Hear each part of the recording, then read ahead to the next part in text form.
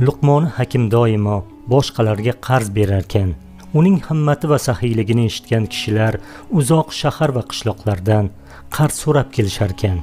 Kunlardan bir kun noma'lum bir savdogar uning huzuriga keldi va: "Ey Luqmon, men mashhur savdogar edim. Davr hodisotlari tufayli butun mol-mulkimdan ajradim. Hozir qo'limda hech narsam yo'q. Qo'limdan hech bir ish kelmaydi. Kasb-hunarim ham yo'q. Sendan qarz so'rab keldim", dedi savdogar. Luqmon uyidan 1000 dinor chiqarib savdogarning qo'liga tutqazdi. Buni kuzatib turgan Luqmonning o'g'li otasiga qarab: "Ey ota, shuncha pulni hech vaqosi yo'q notanish odamga berib yubordingiz. U tonib ketsa nima qilasiz?" deb so'radi o'g'li. Shunda Luqmon: "Eh o'g'lim, odamlar hech qachon yaxshilikni unutmaydilar.